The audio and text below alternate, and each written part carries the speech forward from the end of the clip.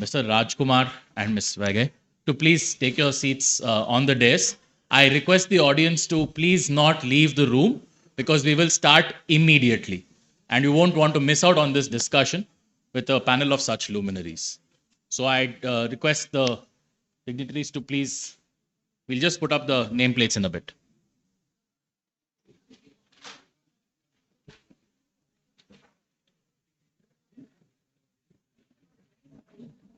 We're not taking a break. We'll be starting as soon as the dignitaries take their position on the dais.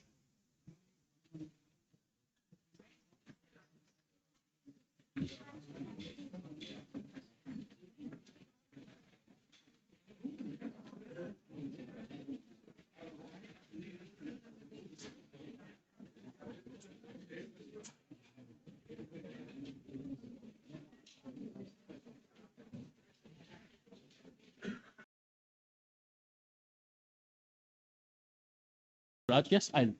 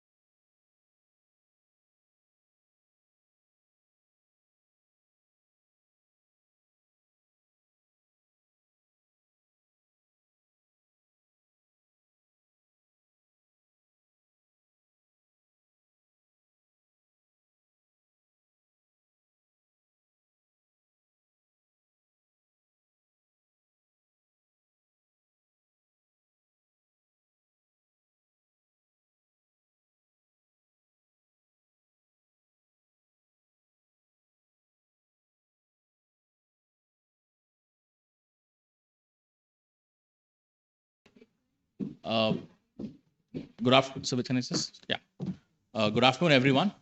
We are running a little late on time, and we will try to do our best to stick to time ahead of lunch, and we'll make sure that we move through this session quickly.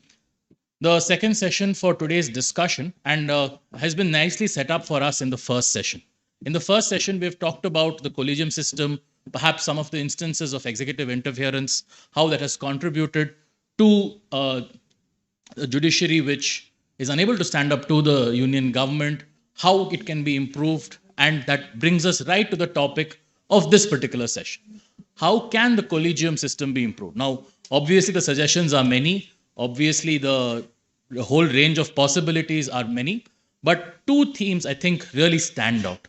One is, of course, transparency. Can the collegium bring transparency into its functioning? And secondly, can the collegium ensure objective criteria in its appointment? Now, if I have to put use my position as a moderator to set the tone a little bit, this is it serves an important function not in just saying, collegium, we want to make sure you're doing a good job, but it also brings the public into the process of the appointment of the judiciary.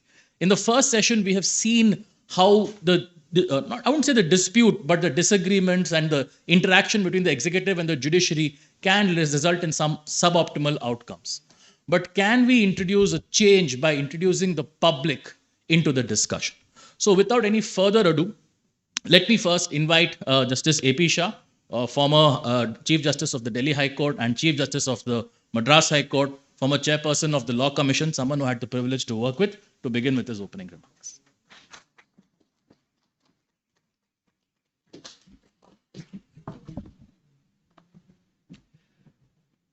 A very good afternoon. I thank the organizers for the invitation to speak here today. At the outset, it is worth mentioning, I have spoken and written several times on the issue of collegium, and my general position is that we need to move away from the collegium to a judicial commission-like system for the selection of judges. But that's not the topic of the session, and I will limit myself to how we best use the system we have. My comments are split into the following sections.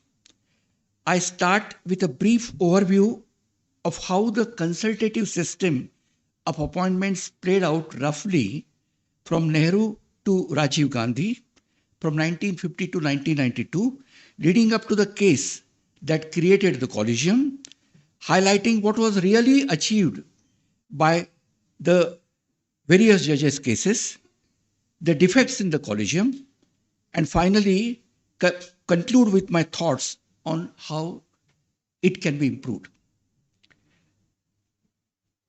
The Constitutional Assembly debates show that there was an emphasis on India having an independent judiciary. Everyone agreed that this was essential to protect citizens' rights and the rule of law. The general consensus was that the appointment would be done by the executive, but should be consultative with the Chief Justice of India and High Court Chief Justices for respective courts. Now, two comments are essentially relevant to note here. Nehru had said at the time that we need persons of the highest integrity who can stand up against the executive government or whoever might come in their way. Ambedkar also said that the appointment should not be left to the executive and the legislature.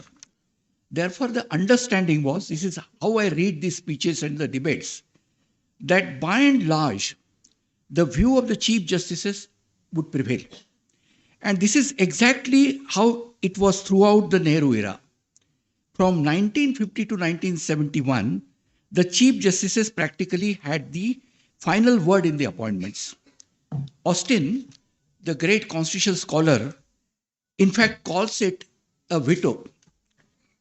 All this changed with Indira Gandhi and her absolute majority. Under her, the judiciary saw punitive transfers, punitive supersessions, and the idea of committed judges took root. Rajiv Gandhi continued this trend, and court packing reached dangerous proportions. With the first judge's case, advice of the CJAR was deemed as not binding. This was a blow to the judicial independence, and the government fully utilized this. The judiciary was also undergoing moral crisis on various counts, such as Ramaswamy affair, the 18-day period of Justice K.N. Singh, where were rumors about some misuse of the position. The Chief Justice Venkatraman, they said that it's all about the whiskey bottles and the parties. So there was a moral crisis in the judiciary. This was a complete mess. So I do not believe that the Collegium was a response to the Mandal judgment, as Professor Mohan Gopal suggested. It was a response to the situation where the executive has practically hijacked the appointment system. So the Collegium judgment came as a response to the situation at that time, and the central government by that time had weakened. The Supreme Court got an opportunity to regain lost authority, and this is how the judges came. Second judge's case came. I do not want to say anything on the Collegium, how it works, because all you know about it. In short, the primacy was restored to the judiciary. Consultation was interpreted as consent. So what is the effect of these judgments, the three judgments? Does these judgments enhance the autonomy of an individual judge? I would say no, because the autonomy of an individual judges is protected in the Constitution by way of securing the pay, the tenure, protection against removal. They can be removed only by impeachment. But these judgments enhance the institutional independence, institutional autonomy. The court effectively had the last word, and thus it got freed itself from the excesses of the executive. Before 1993, just look at the position. The executive controlled practically almost all aspects of the appointment. Elevation from the subordinate judiciary to the High Court, making an additional judge, High Court judge permanent, elevation of the High Court judge to the Chief Justice of the High Court, and as a judge of the Supreme Court and selection of the CJAR itself. With the second judge's case, Collegium took all the power back, and which I would say that the unshackled from the executive checks and balances. It's the game completely turned. The consultee became the appointee, and the appointee became the consultee. Now, certain aspects of the second judge's case sometimes are not ignored. One is the emphasis on the seniority, though it was diluted in the third judge's case. Then actually Justice Verma emphasized on the seniority come merit, but the Ahmadi and Kuldeep Singh disagreed. Justice Verma also spoke about the geographical diversity. But what is important, and I'm going to speak on this because Mr. Mohan Gopal has broached this subject, is the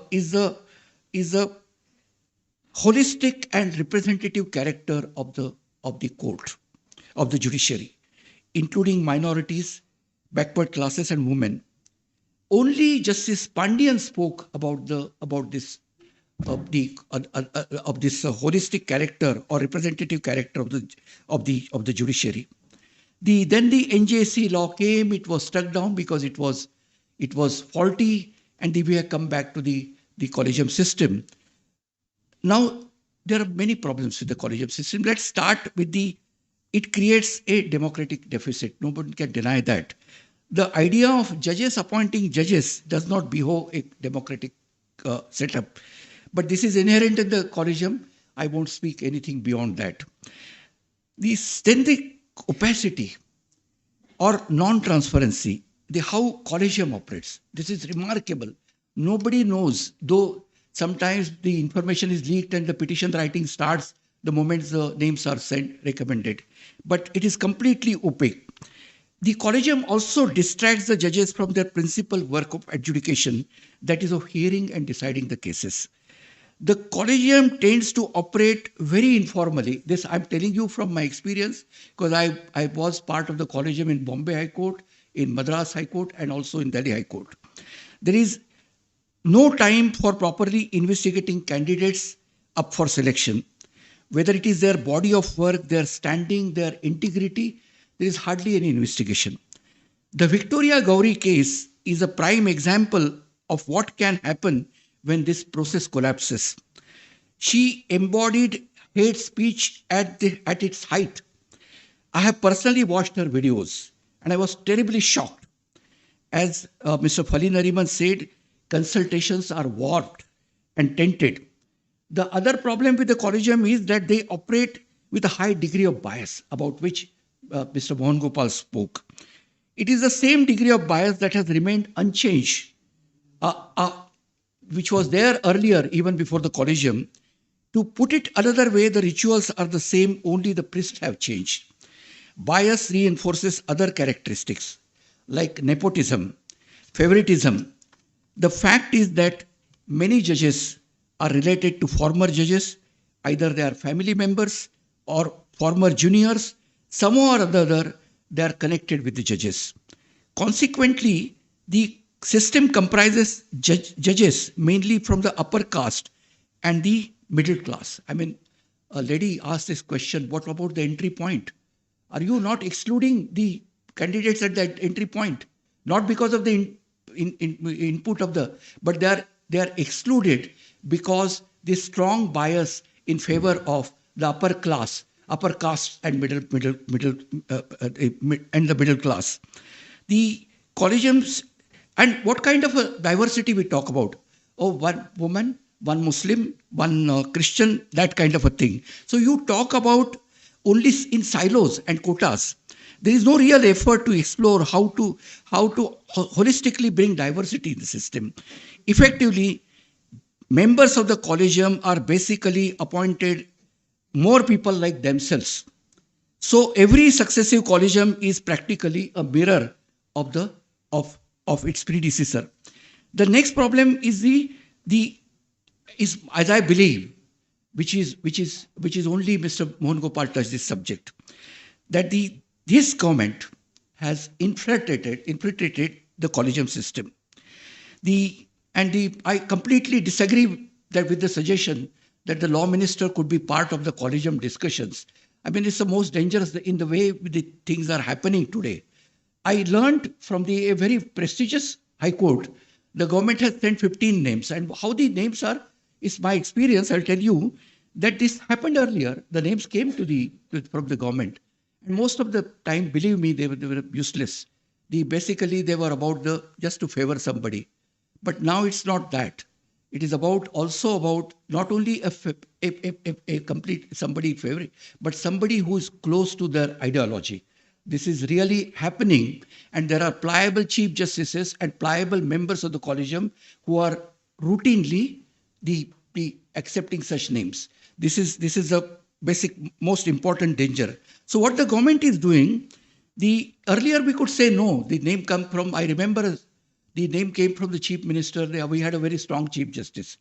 So he said that he put in the collegium meeting, this candidate will be never considered. As it is, he is not. After 5 years, this same candidate came as a judge of the Bombay High Court. So this is the problem with the opacity and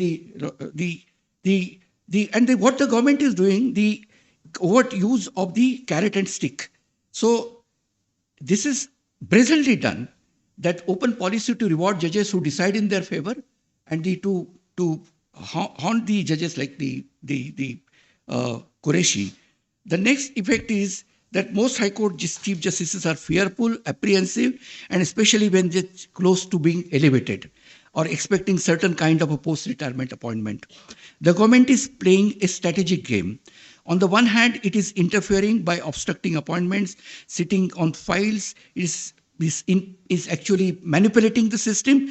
On the other hand, in public forums, the law minister and the vice president attack the collegium system. And they maintain that they don't want this a new system. They are happy with the system because they are actually manipulating the system. There are many, I just have few suggestions at the last part, how we can improve the system. The first is make it transparent.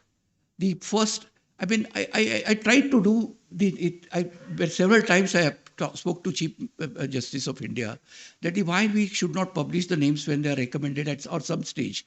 So they say that the petition writing will start, people will start writing something. This happens even otherwise. So that names publication is very important. Secondly, and this is not non-negotiable, minutes of the collegium meeting all must be recorded. All meetings should be formal and minuted. Some confidential information may be there which can be redacted, but meeting cannot be informal and ad hoc. It has to be much organized. If the names come from the government, I'm not against the name coming from the government, but it should be noted in the collegium minutes that this is how the name came. And the most important, my suggestion is, we should have an annual report by the Supreme Court. You see, in UK, there is an annual report of the Commission for Appointment, and we should have a system. Which names were sent, when they were sent, what happened to these names. People of this country are entitled to know what happened to who were named and what happened to their names, how much time the government is. You can publish it in one go by way of a report. We also need to have some rules and guidelines. See, anything can happen in this system. They say beyond 55, no, the 56, 57, we will not accept a candidate. But a Chief Justice's sister, she got through the system. So we have all kinds of things because of the opacity and the lack of rules and procedures. Then the criteria and what is important is what is this idea of presently I see, he's a very good practitioner. He articulately, he argues well. He has successfully built a practice. No, that's not according to me, we are very narrow in our approach. Is it sufficient to make a person a judge? So what about the person's knowledge or different aspects of the law? What about his approach to the Constitution, which is more important? I respectfully agree with that there has to be what his view about the life. But about the very, very basic of the Constitution, like secularism. What about his views on poverty? What about his views on the people living in the slums? So how do you judge a candidate? So this is how we can bring the more representative people, make the collegium more representative. And why this insistence on seniority, 45 and 55? See, you can have a zone of concentration, bring some good judges. You just see those who are mostly the judges in the Supreme Court, those who are having long tenures, they did well. I can give two examples, Bhagwati and Justice Verma. With these 4 and 5 years, this doesn't help. Then the higher scrutiny of the candidates. Therefore, all High Court collegiums and the Supreme Court collegium should have its own secretariat, a separate secretariat only for the purpose of the collegium.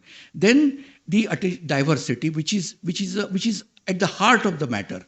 If you really want to support the judges who believe in Constitution, then what is must is the idea of diversity, not as a token, but is a true support to the idea of diversity. And I believe that the only one thing should not be changed, and that is the Chief Justice should be always appointed by the seniority, because there is no other alternative. I believe that we have a Chief Justice of India right now, Justice Chandrachud, who has a long enough tenure to implement some of these changes. I'm sure he has many interesting and exciting ideas of himself, and he has certainly shown conviction and some exemplary skills in handling the executive. So I believe that he can consider this. Thank you.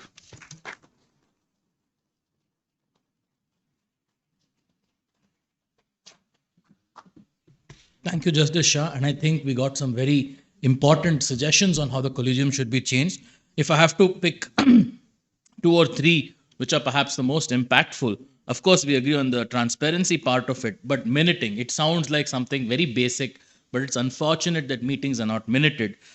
Bring out an annual report so that the public knows who were considered, who was not, and the secretariat. While we are talking about an important principle like transparency, it's the small things which matter.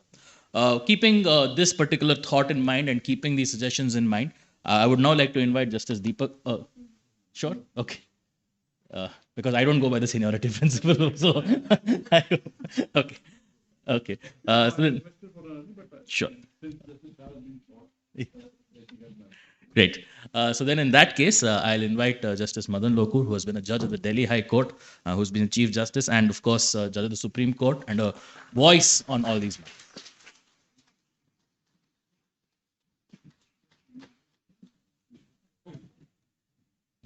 Yeah, good afternoon, everybody.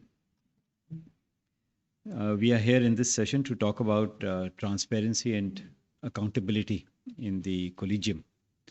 Now, I just want to make one thing clear, that you have the collegium, which consists of 3 judges of the High Court and 3 judges of the Supreme Court, except for appointments of judges in the Supreme Court directly.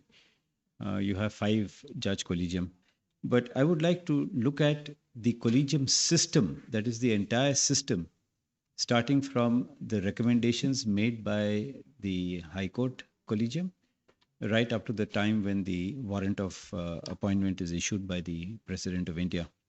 So it's not really only the collegium, but transparency and accountability in the entire system of appointment of judges. Now, we start with the recommendations that are made by the High Court.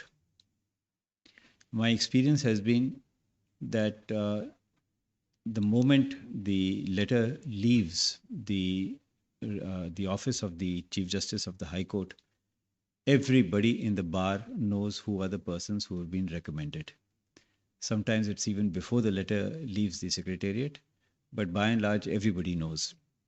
In fact, just about a couple of months ago, maybe 1 or 2 months ago, I got a call from a reporter saying that she had been able to access the names of 5 or 6 judges who had been recommended by one of the high courts, and whether it was proper for her to write an article revealing those names.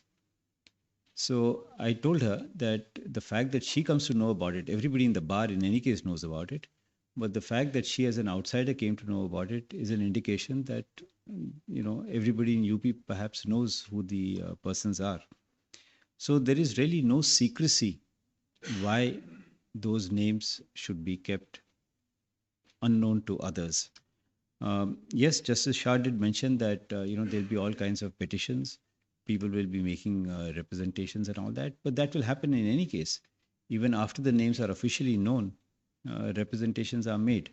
So maybe it's a good filtering process if the representations are made, objections are raised, so that there is enough material. There's participation from the bar, there's participation from others about things which the collegium may not have known, and which can always be considered by the collegium or reconsidered by the collegium. That's one stage. The second stage is inputs that are given by the state government, that is the intelligence agencies in the state government. Now, frankly, when I was in the collegium in the Supreme Court, I did not come across any input that has been given by the state intelligence agencies. I don't know why, but I'm sure that the state intelligence agencies also give inputs, or maybe the central intelligence agency working in the states. I say that because quite some time ago, there was a person who was recommended from the Delhi High Court for being appointed as a judge, and I'm sure many of you have heard of that example. He was a complete teetotaler. Because he was a teetotaler, he got the nickname of Boozer.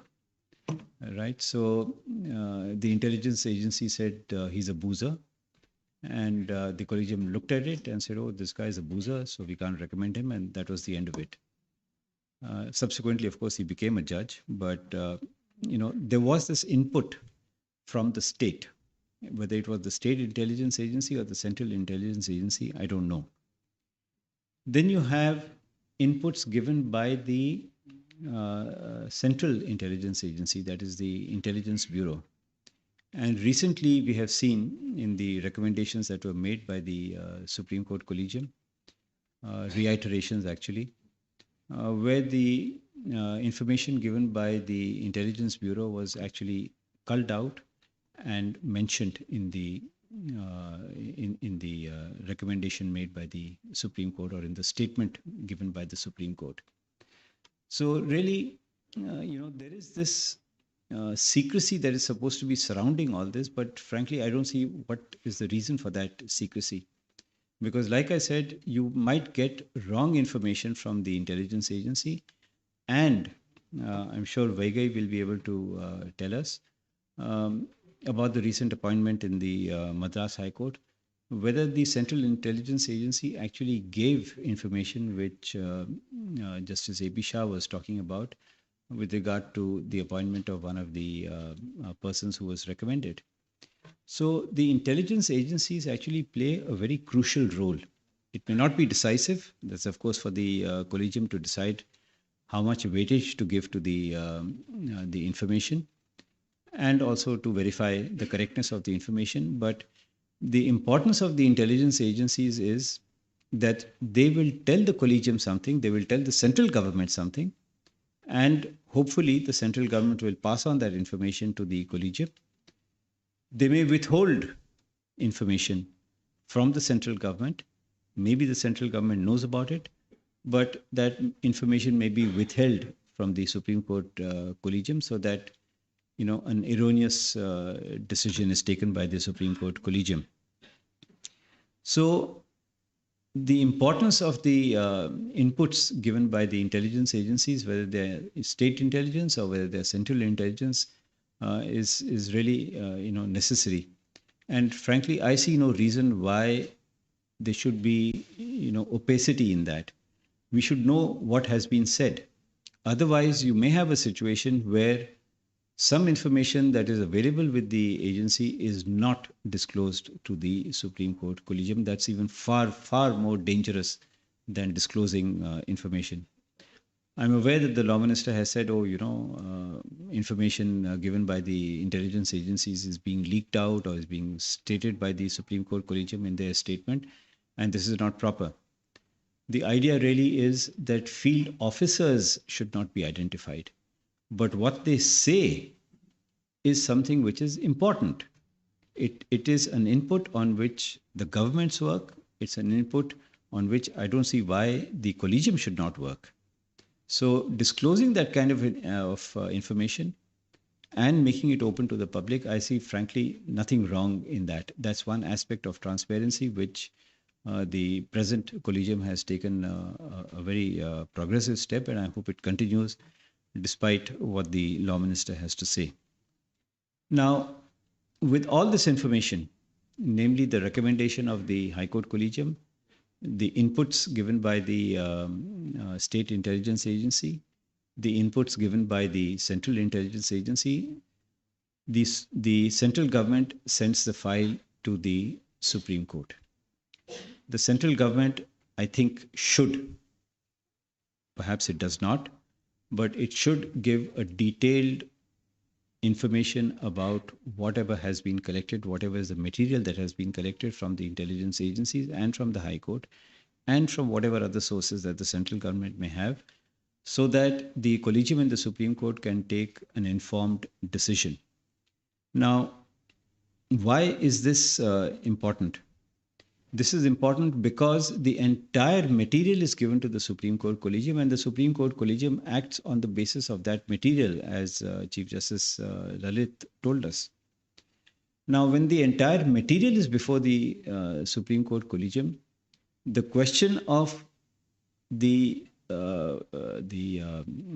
decision being sent by the Collegium to the government and the government sending it back to the Collegium may not arise because all the material is already there. There might be some material that may have come in the interregnum. Okay, that can perhaps be forwarded to the Collegium. But strictly speaking, if the entire material is placed before the Supreme Court Collegium, there is no reason for the central government to send it back to the Collegium for reconsideration.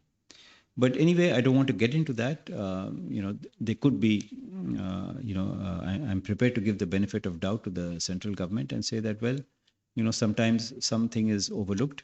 But if you look at it, strictly speaking, there is no reason for sending the file back to the Supreme Court Collegium and having the Supreme Court Collegium maybe either accept the views of the central government or to reject it and reiterate the names.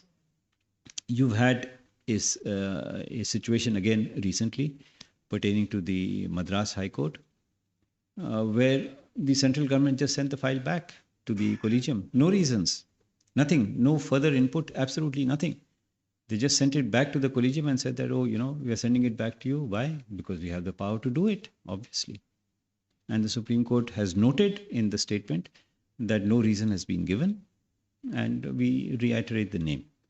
So really, this is an aspect of transparency that we need to look at, that the entire material should be made available to the Supreme Court Collegium so that it can take an informed decision.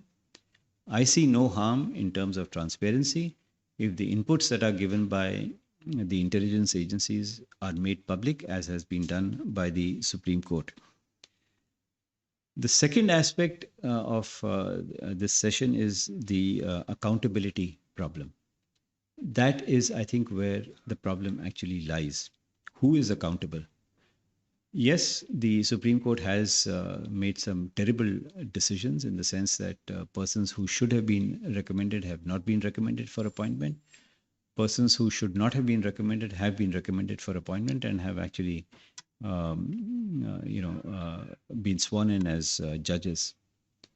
The accountability aspect of the Collegium, I'm not doubting that at all. And I think in that sense, the Collegium should be answerable to the public, that why have they rejected somebody and why have they accepted somebody, who does not deserve to be there. But the important thing is the accountability of the government.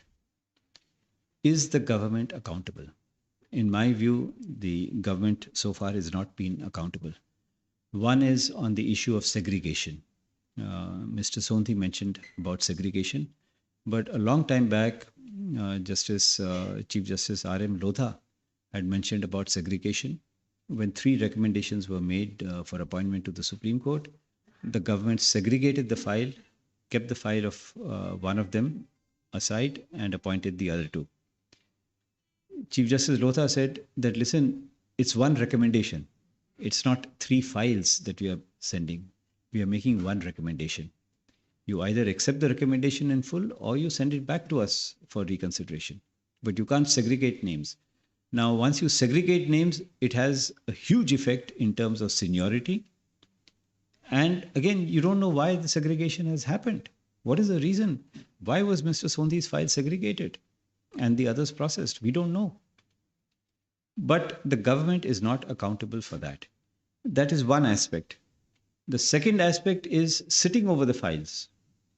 The government just, there have been instances of some persons whose, recommendation has been pending for 3 years, and I think one of them for about 4 years. Why is that? We don't know. Nobody knows. And the government is not accountable. So in between, you have the instance of Mr. Saurabh Kripal, which has been coming in the papers for quite some time. While this to and fro has been going on, there are 18 people who have become senior to him. Okay, why? Because the government is just sitting over the file. So the government, I think, also should be accountable. The third thing is, why is it that in the case of some recommendations, there's a reiteration, there's a reconsideration made, and in the case of others, it just goes through. We saw in the case of Madras High Court, no reasons given. But because I have the power to send it back to you, I'll send it back to you. In that manner, you delay the appointment. And they can keep doing that, and the Supreme Court will keep saying that, no reasons have been given. We reiterate the recommendation. But what happens in the meanwhile? That person is just kept hanging. It can happen for a year, it can happen for 2 years. Like I said, it has happened for 3 years, it has happened for 4 years. It's not only one reiteration, but there have been 2 reiterations, and in 1 or 2 cases, there have been 3 reiterations. Why? So, transparency is absolutely necessary, undoubtedly. Accountability of the government is necessary. Why is the government doing this? I think the Collegium should know about it, and the Collegium should tell the people what is happening. The idea of a secretariat is good. The idea of that will just help in the appointment process. I don't know to what extent it will help in the accountability process. But I think the government or the Collegium should take it up and say that, you please explain to us. There's a public interest litigation pending, either through the public interest litigation or through the Collegium system. Tell us, why are you doing this? You are accountable to us. You are accountable to the judiciary. You are accountable to the people of the country. Tell us, why are you doing this? Finally, my last point, I think the time has come to open up the files. Okay, recommendations that were made in 1990s, recommendations that were made in the first half of the 2000 and the first decade. Why not open up those files? Is there something wrong if those files are opened up, either from the both from the Supreme Court side as well as from the government side, so that we know that persons like the Chief Justice's sister who was appointed, why was she appointed? What is the national secret, behind keeping those files in a closet? Why not open them up? Have some sort of a system where maybe after 5 years or after 10 years or after the judge retires, some period during which the file may be kept closed, but certainly after that it should be opened up for public view and for research, so that we know that where things are going wrong and where things are going right. That's all that I have to say. Thank you very much.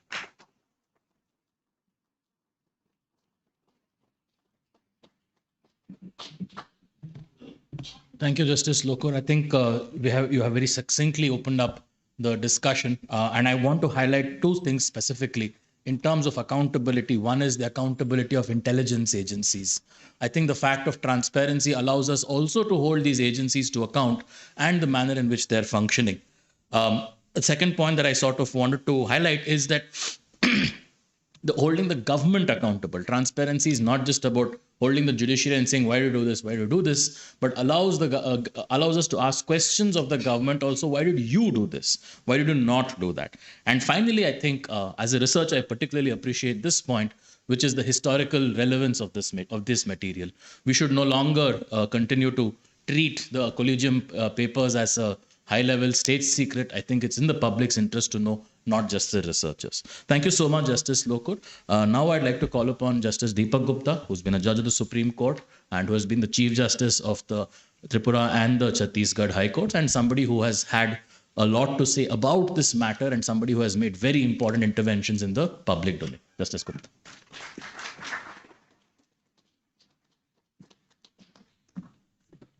A very good afternoon to you all. So you love it, you hate it, but you just can't lump it. The collegium system is here to stay. And we just can't hand over the powers to the executive if you want to have an independent judiciary. That is a given, and I'm going to proceed on the basis of how to improve the system. I'm not going to go into a very philosophical discussion on what Mr. Mohan Gopal and the others have talked about diversity and all, because I think a more practical aspect of how we need to. But two things I would like to highlight. What do we need? We need independent judges. We need judges who are true to the oath, to act without fear or favor. Fear is the first word we take when we take oath. Without fear. And it's not fear of the unknown. We know what is the known and what they fear. So we have to, when you think of a collegium system, you have to think what you are choosing for an independent judiciary. Who are you choosing? People who will be independent, who will be fearless, who will have the guts, the spine to say, stand up for themselves and be true to the Constitution. You see, when we talk of constitutional interpretation, I can have a view which is different from Justice Madan Lokur. So there's nothing, in fact, I believe that if the Supreme Court was packed with liberal judges, that would also be a very sad day. It has to be a blend of all, and that will be a reflection of a true system.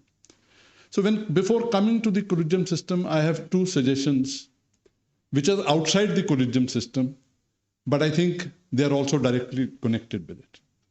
First is, I'm of the strong view that there should be a common retirement age for judges of the Supreme Court and the High Court. One reason is the unholy hold which some of the judges of the Supreme Court exercises on the Chief Justices and senior judges of the High Courts will come to an end.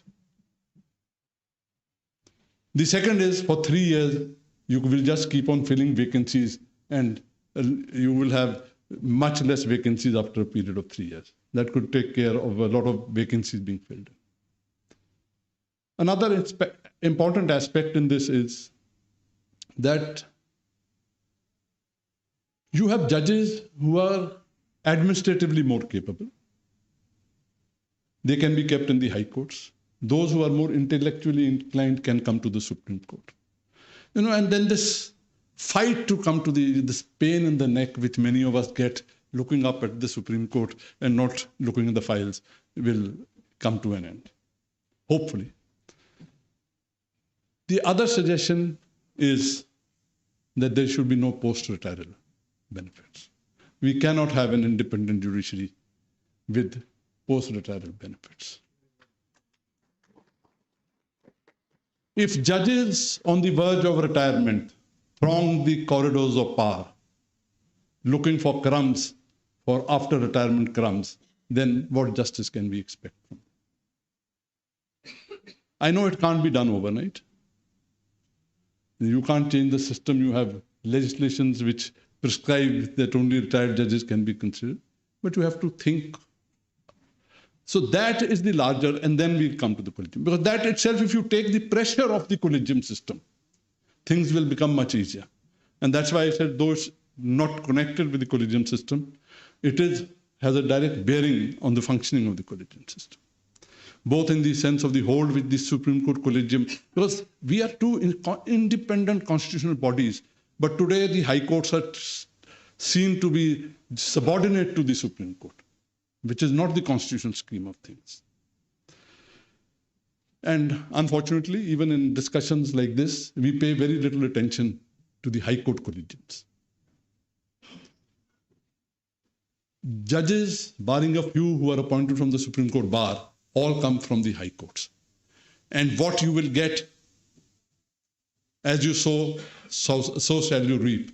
So if you will not appoint the right judges in the high courts, how will you get the better judges in the Supreme Court? And for that,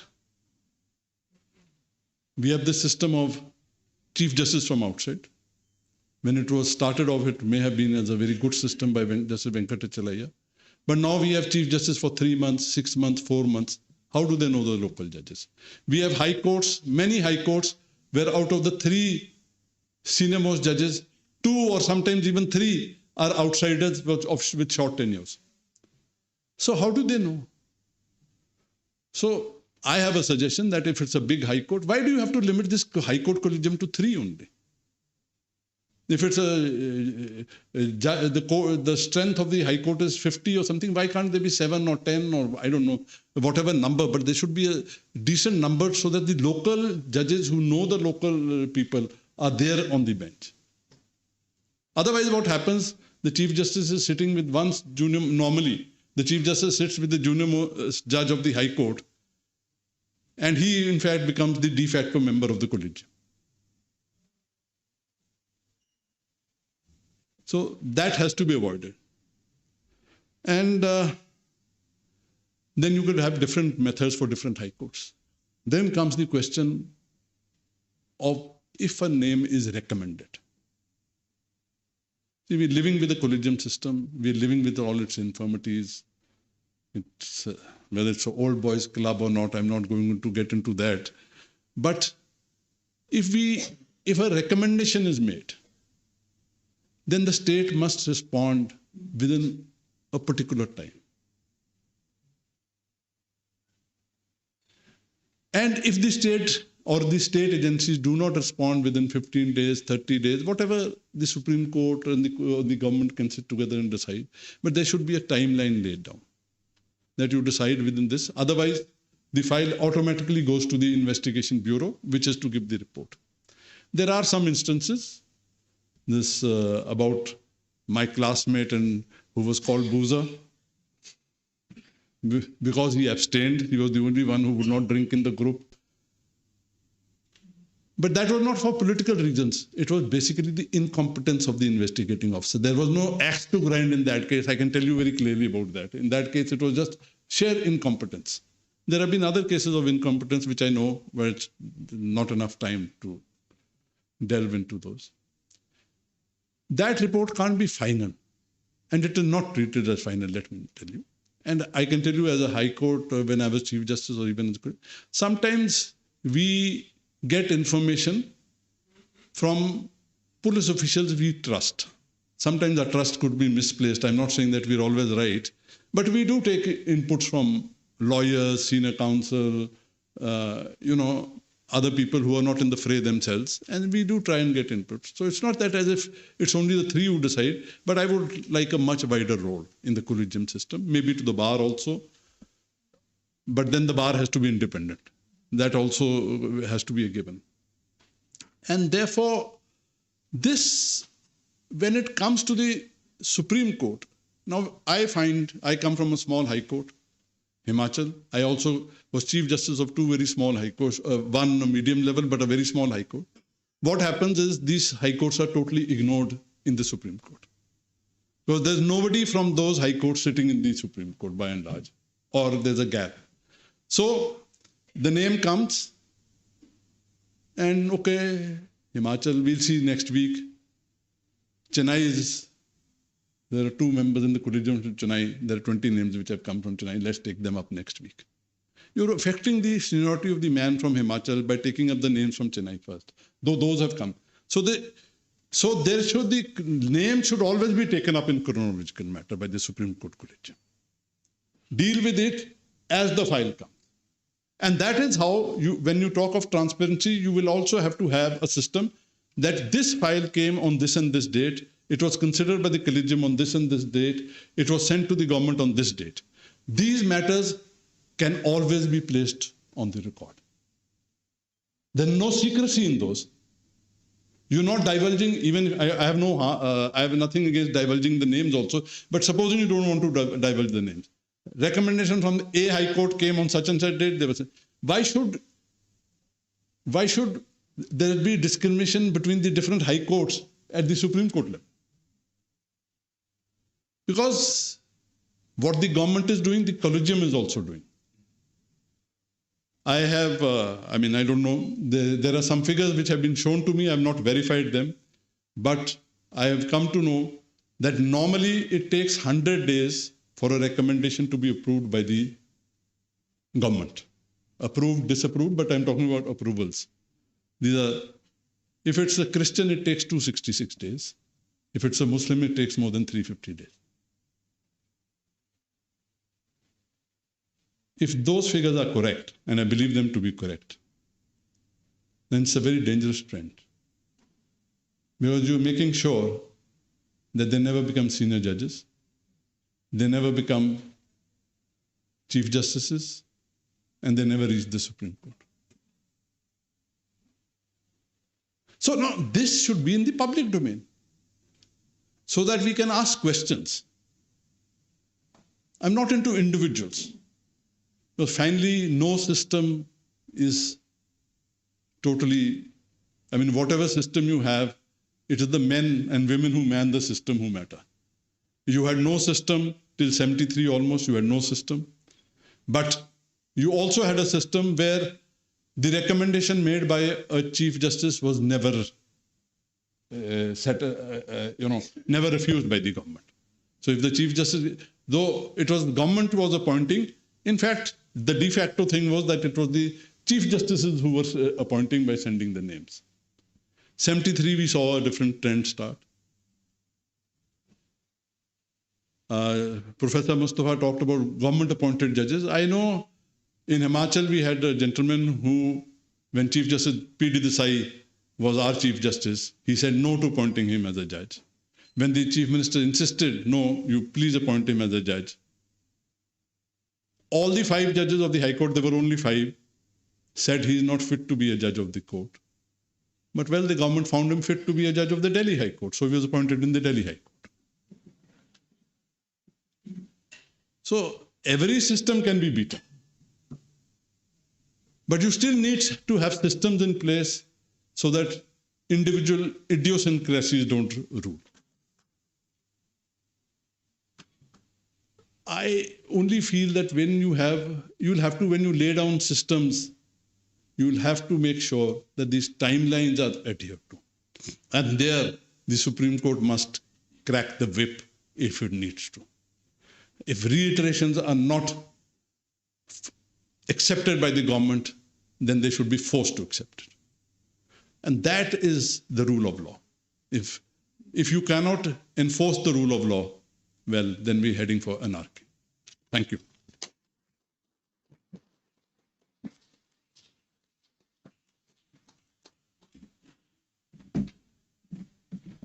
Thank you, Justice Gupta. And I think of the suggestions, the big one, which I think has expanded the scope of this discussion and given us something to really think about, is that we just can't look at the collegium system as starting from the recommendations and ending with the appointments.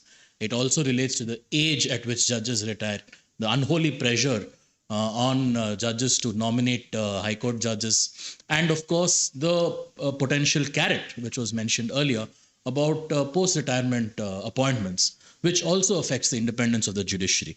And I see a lot of common threads between what Justice Gupta said and also what Justice A.P. Shah said. It's the small things which matter. It's saying this was the date on which we received this recommendation. This is how long it's taking. This is why you didn't recommend. And I think the most important point, and I think this is what has prompted this discussion, is the need for the Supreme Court to crack the whip. I think it's fundamental to the rule of law. It's not just about appointments. And I think I'm very grateful to you for having made that link for us very clear. We're not just here talking about whether X becomes a judge or Y becomes a judge, but we're here to debate the future of constitutionalism and the rule of law in India. On that note, I'd like to invite our next speaker, Ms. Vaigai. She's from the Madras High Court. And for those of you in Delhi who are not familiar with her, you'll have become familiar with her because of her involvement with the recent litigation concerning Justice Gauri. But she has also been, those of us from the Southern High Courts also know that she has been actively involved in improving the status of the judiciary and ensuring the independence of the judiciary. And without any further ado, I invite you, ma'am, to please give us your remarks.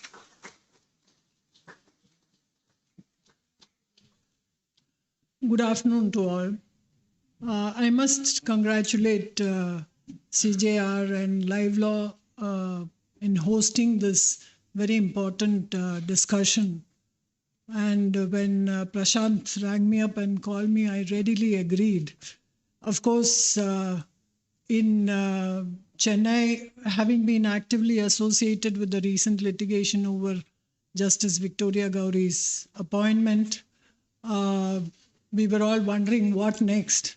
And we wanted to have this discussion, in fact. And Prashant said, come, so I readily agreed.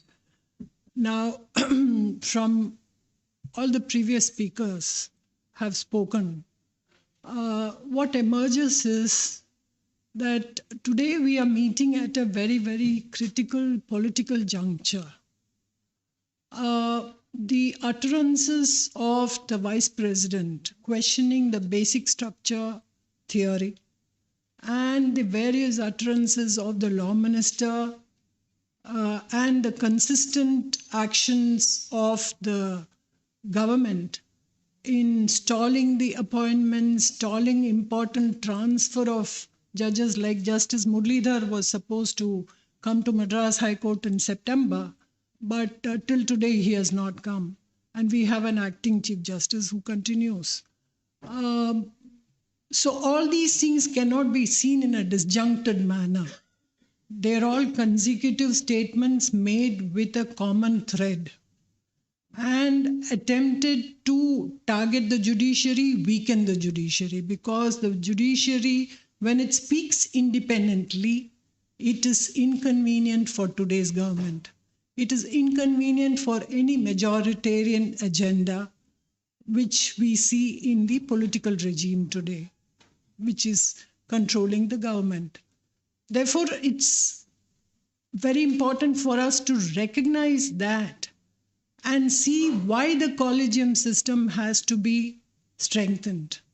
Now, I, for one, after the 1998 judgment of the Supreme Court and the NJAC judgment, I've been wondering whether the collegium is the best form of selecting judges, because I know what happens in the legal profession, with Mr. Sondhi very well highlighted about the independence of the bar or lack of it, and how the collegium and some of the judges in the High Court conduct themselves, and how the selection of candidates happens.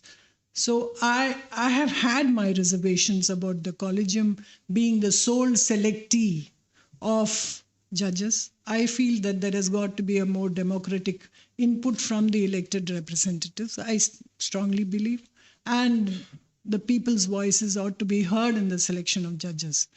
But today, in the context of a direct assault on the judiciary, I do feel that we have to strengthen the collegium system. And the only method by which we can strengthen the collegium system is to make it transparent, which is the best sunshine for people to know how it works. When you make it transparent itself, accountability gets reinforced to some extent. The other requirement, which I will touch upon while talking about accountability, is that when you choose judges, you have to bear in mind for what are you choosing judges. It's not merely to give them a post or to fill a vacancy. The ultimate purpose is, as one of the questionnaires earlier posed, what is the justice that is being accorded to people? Is this selectee going to render that justice? That ought to be borne in mind, is what I think. Now, many are students here and non-lawyers also. who do not know the ground level realities about selection of judges. Justice Lalit and Justice Lokur and Justice Gupta talked about the consultation process and all that. But unfortunately, 70% of judges' vacancies are filled from members of the bar. Now today, why do you think there is no opposition from any of the bar associations to the various speeches made by the law minister attacking the judiciary, or any protest from non-filling of vacancies, or rejecting certain names? For example, one of the names that has been recommended from the Madras High Court, I know, which has come up, the Collegium has said yes to it, the Supreme Court Collegium, but in the recent set of appointments, those two names were not found. Now, it's commonly rumored, I do not know how far it is right, but as far as one candidate is concerned, the common rumor is he used to represent Waqf boards, and therefore he's not appointed. He's a Hindu, mind you. So now, why is the bar not protesting this kind of non-appointments? No bar association has issued a resolution or held a meeting condemning the law ministers or the government's interference in appointment selection, in transfer of judges, etc. And no bar association has protested to the statement of the vice president condemning the or questioning the basic structure doctrine, saying that parliament is the supreme. Nobody has questioned. Now that is a reflection on the state of the bar, which is a source of judges, right? You are the feeder for future judges. Now that is the state of the bar. Today, the bar is has become, not only earlier we used to talk about status quo, now the bar is reflective of climbing up the ladder, say being yes men and feathering their own nest and being part of the majoritarian agenda. Now it is that bar which is going to provide future material for judges. Professor Gopal mentioned about packing the judiciary. That is going to be the agenda. Please remember, when we are talking about strengthening the collegium, 5 years hence, all the 3 judges in the collegium will be right-wingers. Now, are you going to say that that collegium is sacrosanct?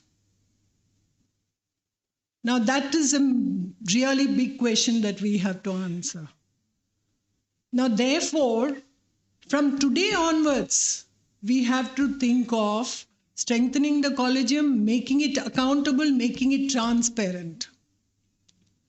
Now, I have found in my personal experience in the Madras High Court, we had Chief Justice Kaju, I'm talking about more than a decade ago, and he was succeeded by Justice A.P. Shah. Now, quite a few appointments were made. Not one of those appointments were government recommendees. Not one of those appointments were interfered with by the government. And each one of those appointees were impeccable judge material. But after them, the slide started. So why did it happen? Were not any interference or pressures applied on these chief justices? There were undoubtedly, but they resisted it. So this is an effort or a movement to strengthen the collegium, which has got to happen both from within the judiciary and from the bar. It can't be achieved without both of us working together. I think the judiciary also has a big role to play in ensuring that the collegium system continues to be relevant.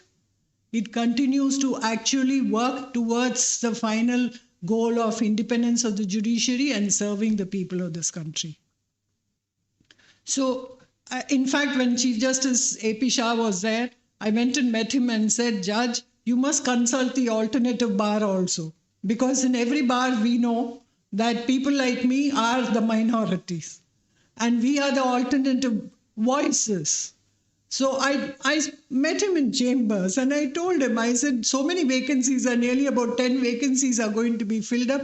You are recommending people. Please recommend some women.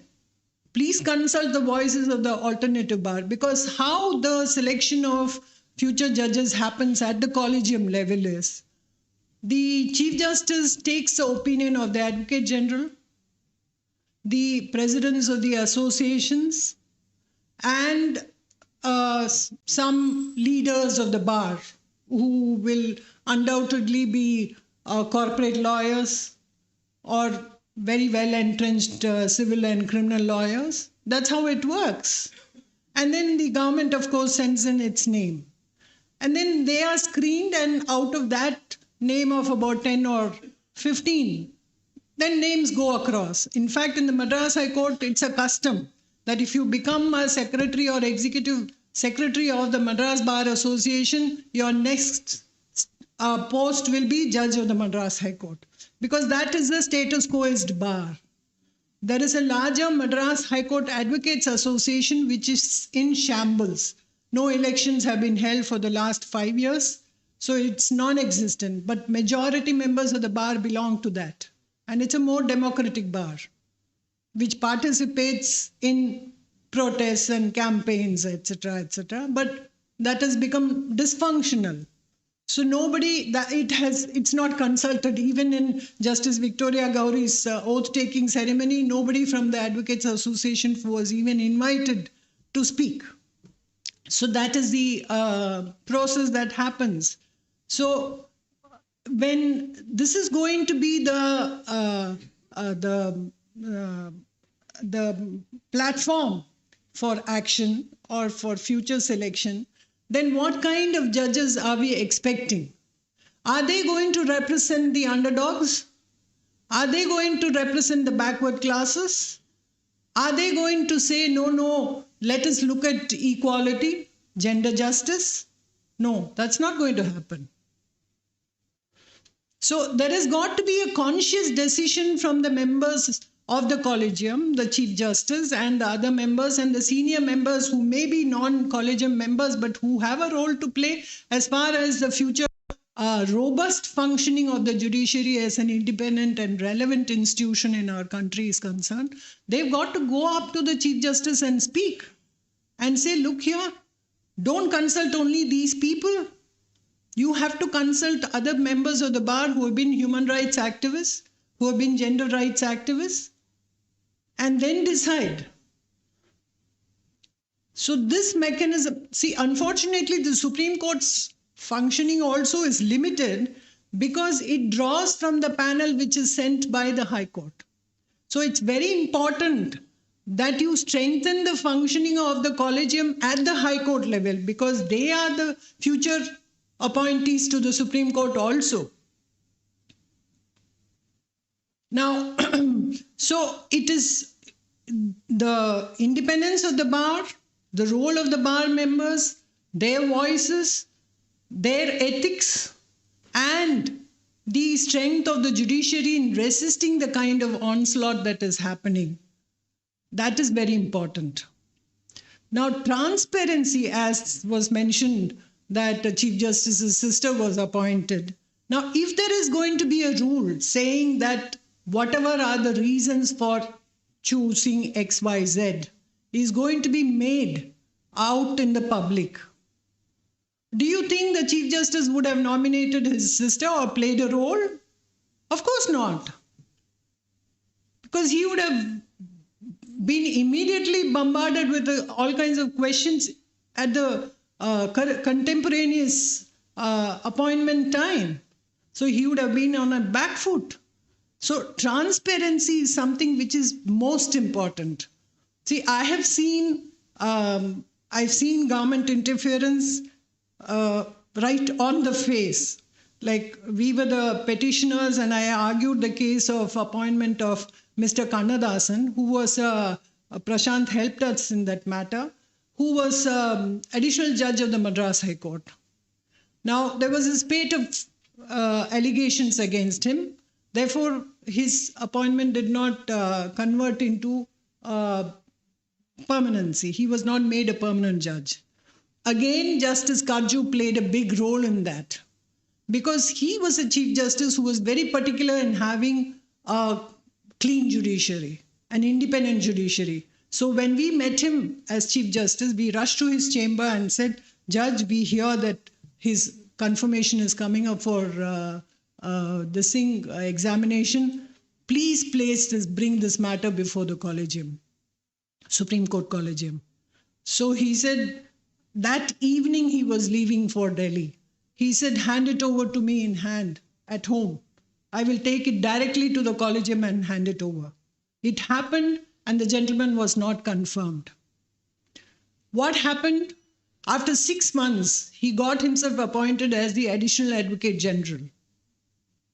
And then sleekily, as if it doesn't matter at all, he makes an application to the Madras High Court saying, please include me in the panel of retired judges. For what purpose? We don't know. But the full court of the High Court considers it, and that meeting was also called in a very surreptitious and a highly questionable manner, considers this and says, yes. Within a week, the government recommends him for appointment as President of the State Consumer Disputes Commission. And the file goes to the Chief Justice. Mind you, that Chief Justice later came to the Supreme Court. The Chief Justice considers his name. We don't know what exactly was the point of time at when we were making a representation. We made a representation, went and met him in chambers and said, we hear you're considering his name. Please do not act on it. Please reject the name. He said, no file has reached me. If it comes, let me see. The next day, the notification came. And we learned that he had signed the file the previous day. Why? Because as Justice Gupta says, he's looking up. He wants to come here. And soon enough, he came here. It's another matter that we challenged it, and his appointment was ultimately set aside by the Supreme Court. But this is how the pressures are exercised by the governments on Chief Justices. And unfortunately, the Chief Justice or the Collegium members succumb to it. Now, this should never happen, and transparency is one important step to prevent it. The second question I want to address is on the question of accountability. Now, accountability is both of the government agencies, as transpired in the recent challenge by us before the Supreme Court, where certain material, this is not something that we have alleged, but the Chief Justice of India said in the open court that this material was not available to us when we made the recommendation. So it's an open fact. So why was the material not available? It's available on YouTube. The judges who sat on the bench said, no, we also look at social media.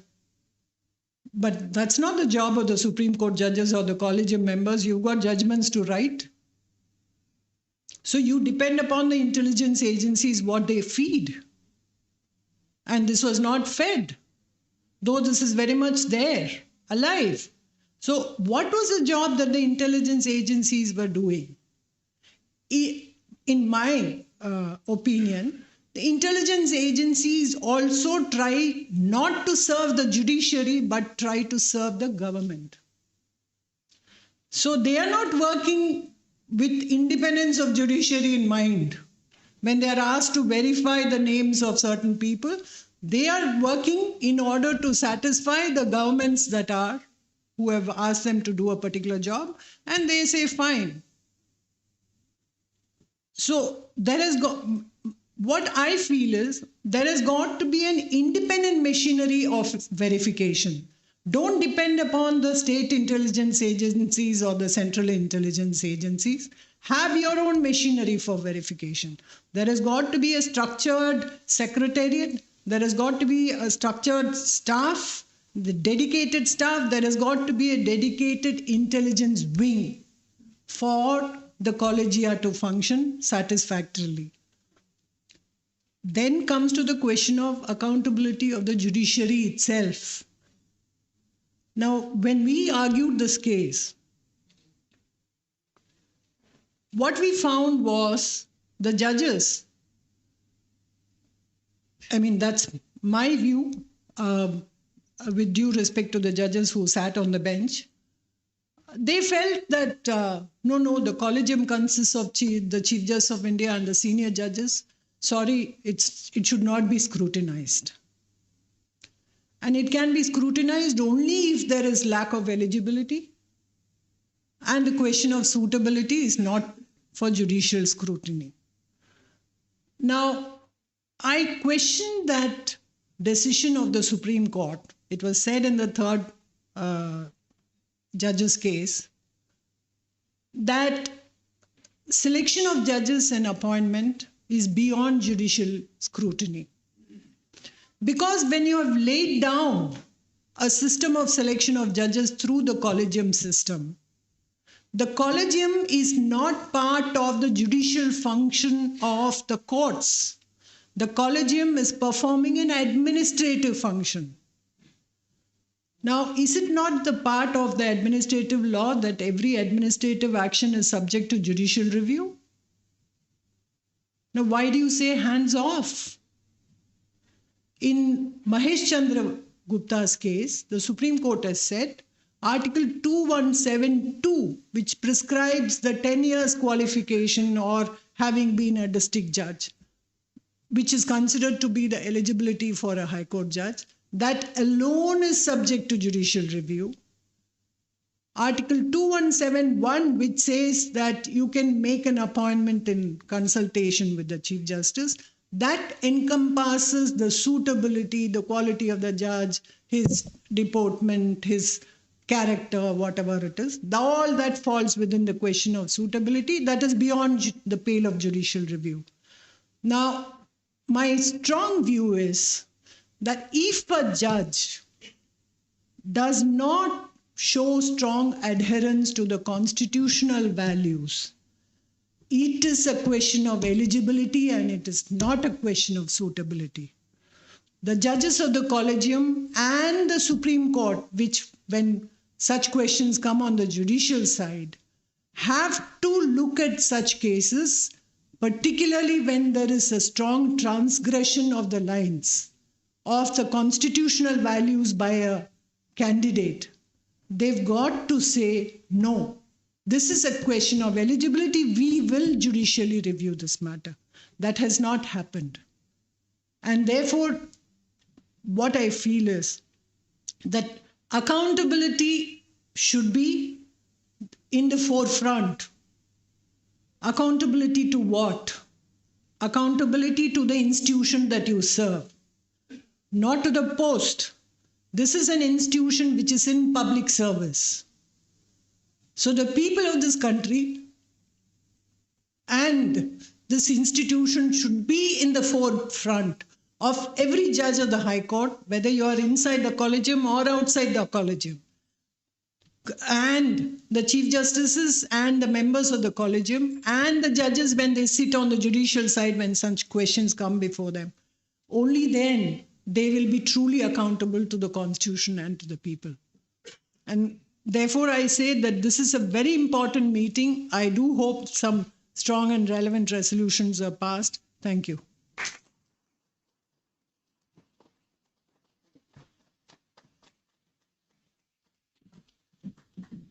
Thank you, ma'am, for those very valuable words. And I think the most important point was the role played by the bar, and specifically the instances that you gave in ensuring that maybe in some cases it was not as successful, but at least in a lot of cases, ensuring that the Collegium did its functions appropriately and how to ensure accountability.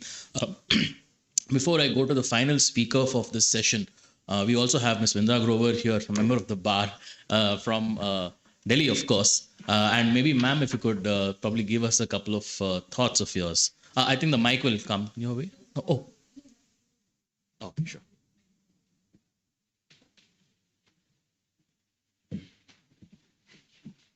Sorry, Raj, 1 minute only.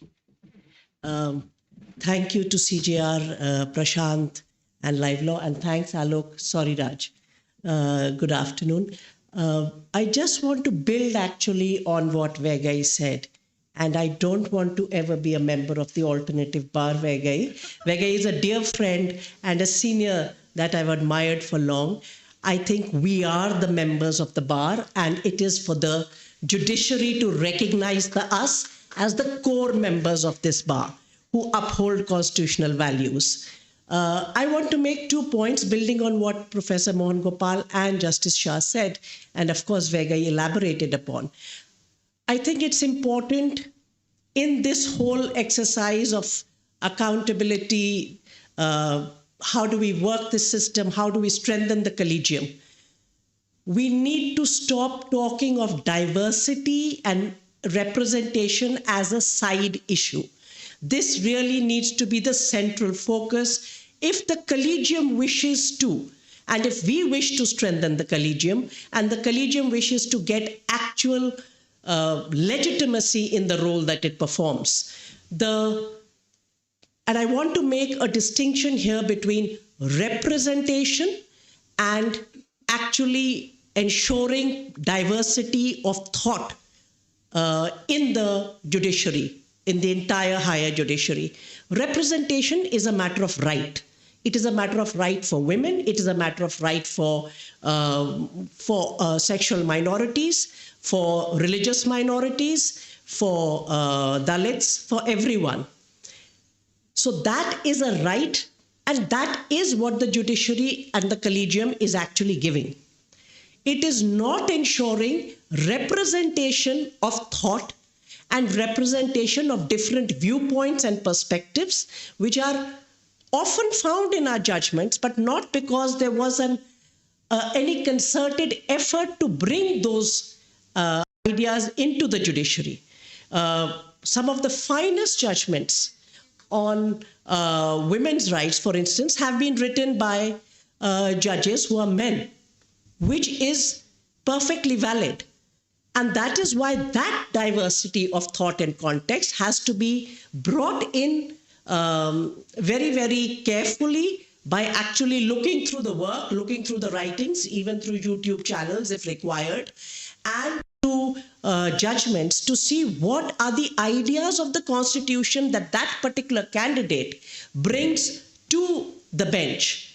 And that is not an exercise that is being undertaken at all. In fact, the second point I want to make is that while there's a lot of conversation between the government and the collegium here, there is a lot of anxiety within the judiciary across the board of ensuring that the state is not in any way troubled. And the distinction between the state and government is well known to us.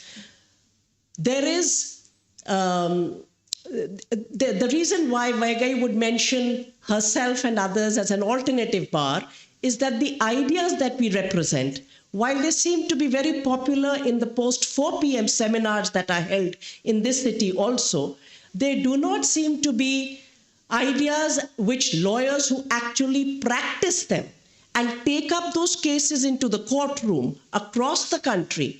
There is an anxiety of bringing those kind of people into the judiciary. And my third and last point is that for long we have struggled, and many of us have always stood up for independence of judiciary, but somewhere the independence has become an insulation. And the judiciary then, and Justice Gupta said this, yes, it is an old boys club. And that is a problem for the people of this country, not just for lawyers. The independence of judiciary has today ensured that judiciary is only meeting in all forums, from social to legal to seminars, only those that it knows which belong to the same class, caste, sex, etc. And that is a rupture that is desperately required, which I sincerely believe will give it legitimacy. And no matter what kind of statements are made by various people in political positions, it will be able to hold its own. Presently, people do not see a reflection of themselves. And I'm not at all ever batting for saying we should have so many women in the judiciary. Yes, they should be there as a matter of representation. But I am more sincerely batting for having judges who, as the Chief Justice of India said, that the Indian Constitution is a feminist document. I don't know how many judges today across the country read the Indian Constitution as a feminist document, as a socialist document, as a secular document. What are the efforts to bring those members of the bar, members of the bench into the higher judiciary is a concern. Thank you.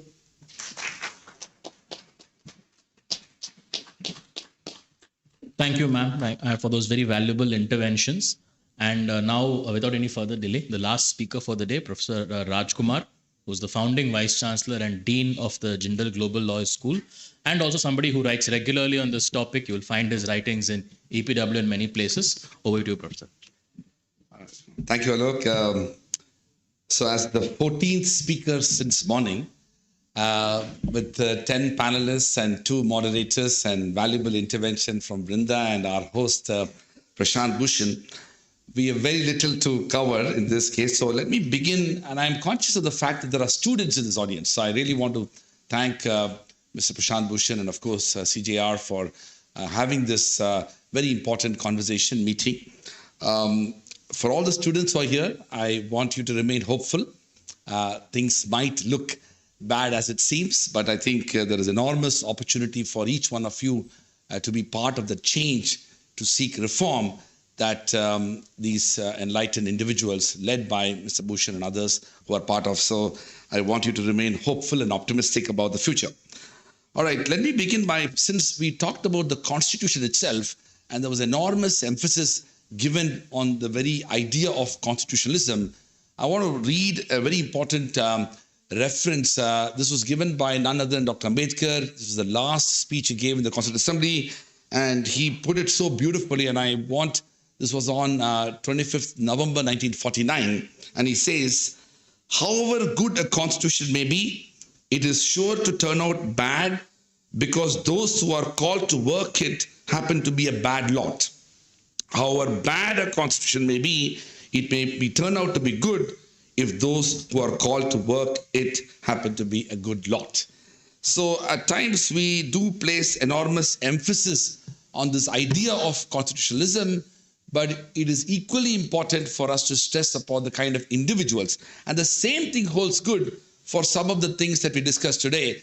Justice Hemant Gupta mentioned about the fact that post-retirement jobs. Now, of course, as a principle, it is indeed, appealing that we shouldn't have, opportunities for judges to have post-retirement jobs so that they may not be acting independently. But I must say that I had the privilege to be at the National Human Rights Commission when Justice Venkatachalaya was chairperson. I also worked with Justice Verma, who was also chairperson of the National Human Rights Commission. Both had got these post-retirement jobs after they held Chief Justice. I could not imagine what would have been the fate of the early years of National Human Rights Commission but for these 2 individuals who manned it at critical times. So I really want to bring back to the conversation surrounding the importance of individuals as opposed to those principles, because ultimately those individuals will shape the principles and not the other way around. All right, let's quickly go through this, the theme of this particular session, and I want to keep it as short and telegraphic as possible.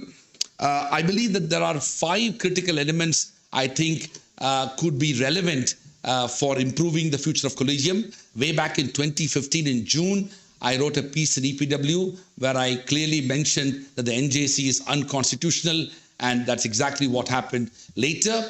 But listen, we should remember this as well. Now, when it comes to NJC, in 2014, all political parties came together, including the left and the Congress-led governments. ADMK objected to it, they abstained, but there was political consensus. So it's important that when it comes to some of these matters, political parties might come together, and we should remember that as well. All right. A lot has been said about transparency. So the first and important part is transparency, but most of us may not understand and probably appreciate how we can actually infuse transparency in the process. A lot has been already said about it. I think there is a structural weakness in the institutional mechanism of the collegium itself that for it to promote transparency, and I will come back to it in a minute, how we can do it. I want to stress a bit on what Vrinda Grover said about the diversity, and I will quickly mention that this aspect of diversity is a serious challenge, and it imposes on the credibility of the judiciary. I believe that the lack of gender diversity in the higher judiciary in India is a matter of critical concern and deserves urgent attention. I must confess that this problem is not going to change by talking unless we radically reimagine the existing collegium system. And I have a 5-step process as a suggestion. First, the existing judicial collegium should have at least one woman judge, regardless of seniority, who will be involved in all decisions of the appointment of judges to the High Courts and the Supreme Court. Second, tangible efforts need to be taken for the promotion of existing women judges in the High Courts to be Chief Justices of other High Courts that can fast track the process of consideration so that they can be appointed to the Supreme Court in the years to come.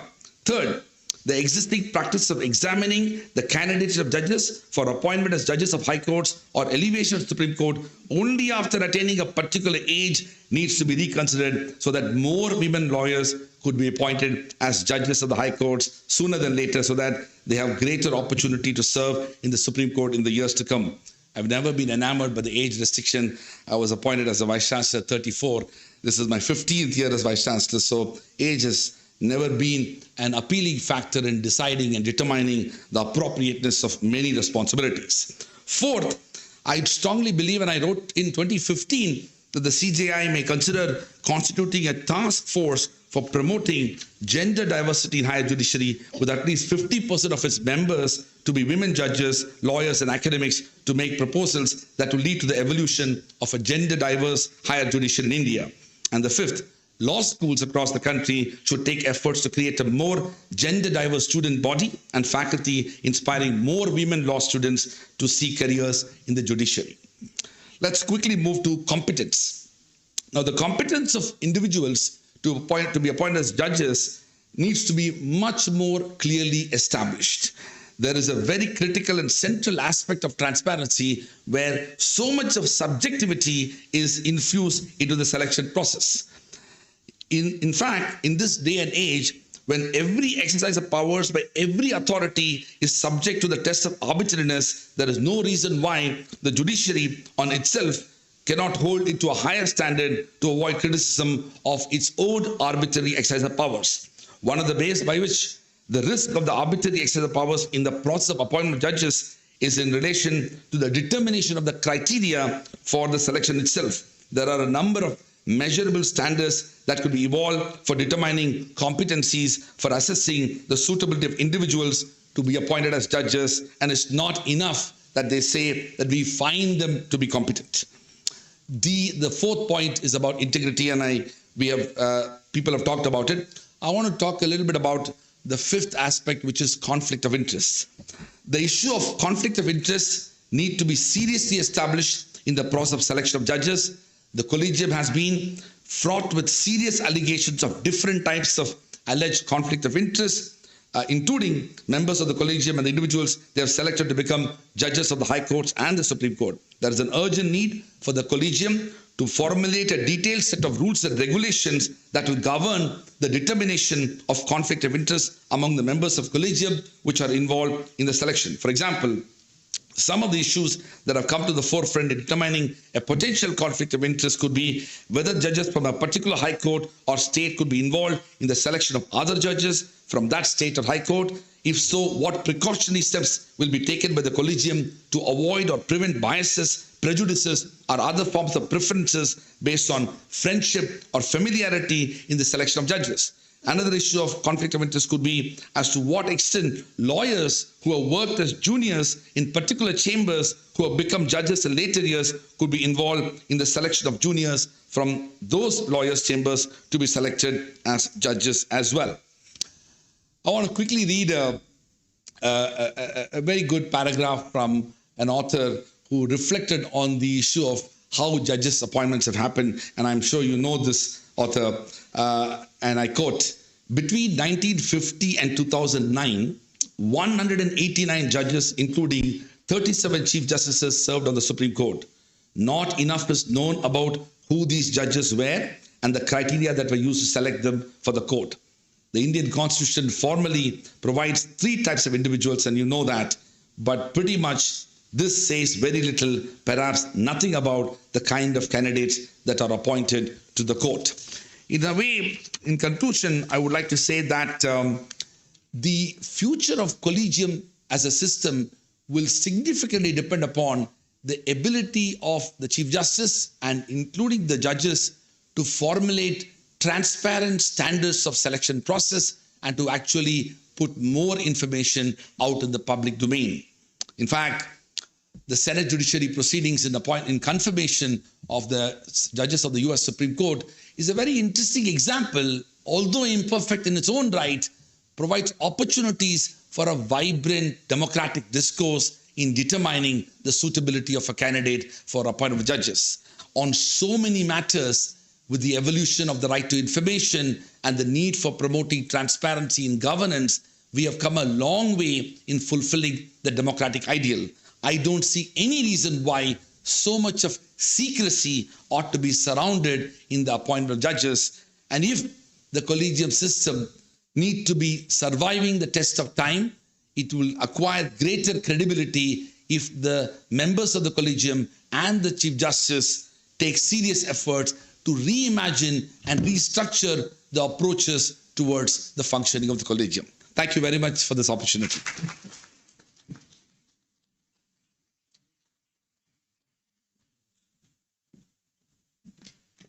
Thank you, Professor Rajkumar. With that, we come to the end of this session. And we will now break for lunch. And we will be back at 2:30. So I'm requesting all the audience to please be here by 2:20 itself so that we can start the next session on time. Thank you so much for joining us for this session. And I'd like to thank all our speakers for their very informed and very incisive interventions on this topic. We'll see you all soon at 2:30. Thank you.